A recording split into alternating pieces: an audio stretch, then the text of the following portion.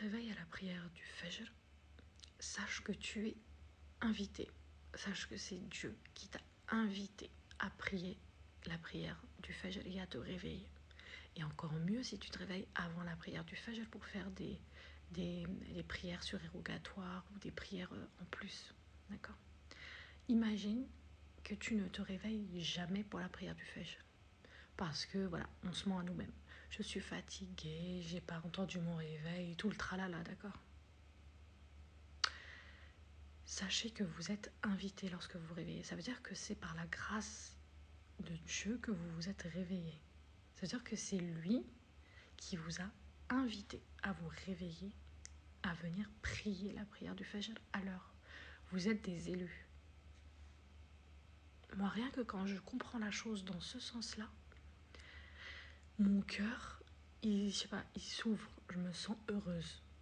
Parce que je me dis, au final, c'est un bonheur subtil. Parce que voilà, c'est quelque chose qu'on ne voit pas quand tu te réveilles, tu pries et tout.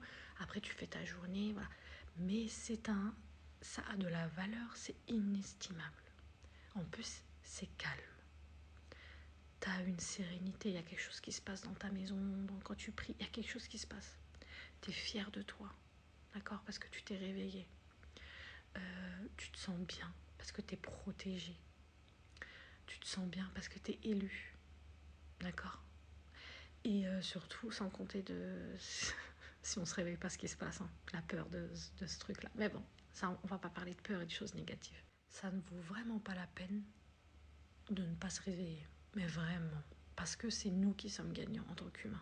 Il y a tellement de bénéfices, que ce soit au niveau du corps, au niveau psychologique, au niveau spirituel, au niveau, mon frère, pour pas avoir de péché et pour pas payer ce que ça engendre, que tu te dis en fait pourquoi je me réveille pas.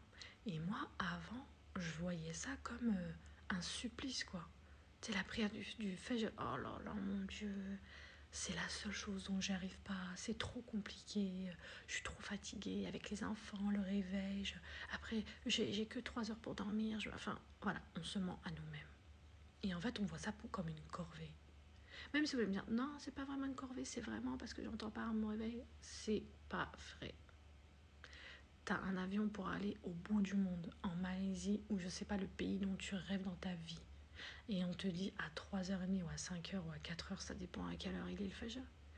T'as un billet, un avion à prendre, je te jure que vous allez vous réveiller avant votre réveil. Donc ça, c'est du mytho. Et je l'ai vécu, et je sais qu'on se ment à nous-mêmes.